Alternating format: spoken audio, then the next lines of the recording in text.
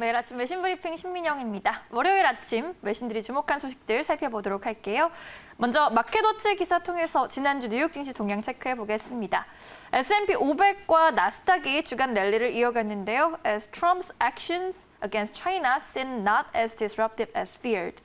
트럼프의 대중국 조치가 우려했던 것만큼 파격적이진 않았기 때문이었습니다. 금요일 시장 트럼프의 중국 관련 발언에 따라서 크게 출렁거렸습니다. 마감 키포인트 열어볼게요. 트럼프가 기자회견을 하기 직전에 외신들이 미중 합의가 파기되지는 않을 것이라고 미리 보도가 나오면서 증시가 상승 분위기를 띠기 시작했는데요.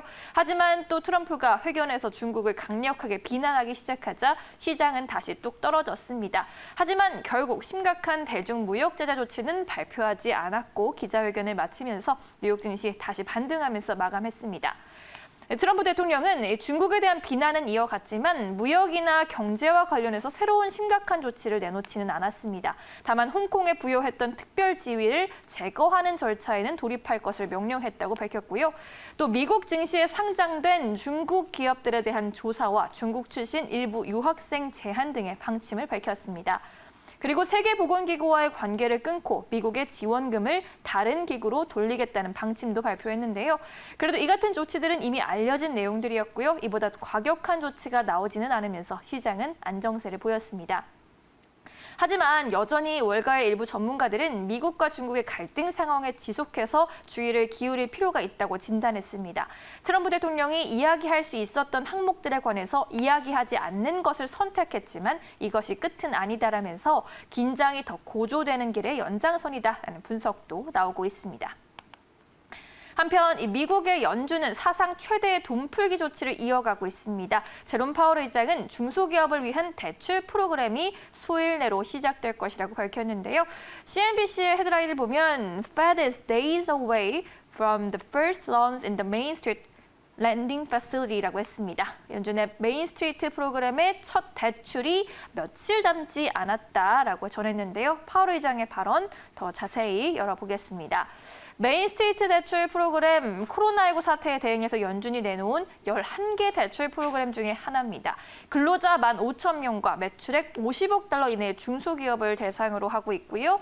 총 6천억 달러 규모로 이뤄지게 됩니다. 파월 의장은 연준이 그간 코로나19 대응을 위해 내놓은 적극적인 전방위적인 조치에 대해서 우리는 이전에는 하지 않았던 레드라인을 넘었다라고 표현했습니다.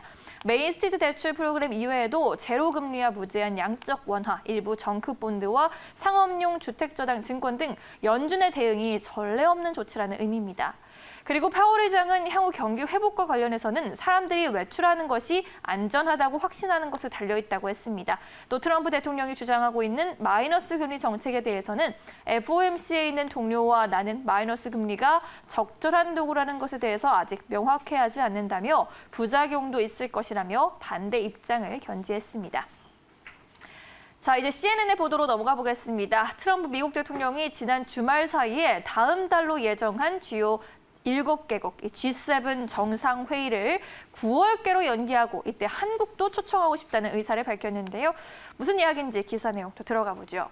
트럼프 대통령은 현재 G7 형식은 매우 구식의 국가 그룹이라면서 B7인 한국과 호주, 러시아와 인도 등을 초청하고 싶다고 했습니다. 트럼프 대통령은 나는 G7 정상회의를 연기하려고 한다며 이는 G7이 세계에서 진행되고 있는 상황을 적절히 대표하지 않는다고 느끼기 때문이라고 밝혔습니다. 시기에 대해서는 9월에 열리는 뉴욕 유엔 총회 전주나 그러지 못할 경우 오는 11월 미 대선 이후가 될 수 있다고도 말했습니다. 이 모임을 주요 10개국 또는 11개국이라고 표현하면서 초청을 희망하는 다른 4개국 지도자들에게 대략적으로 말을 꺼냈다라는 보도도 나오고 있습니다.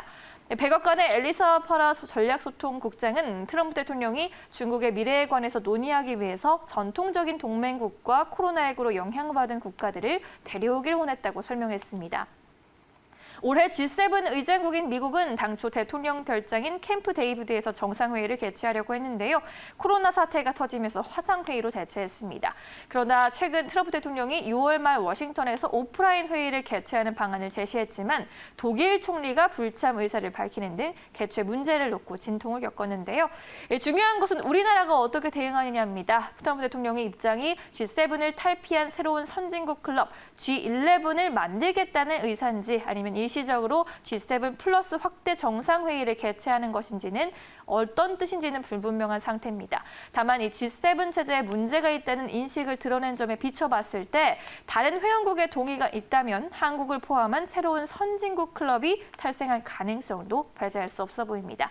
지금까지 외신브리핑 2부 함께 하셨습니다.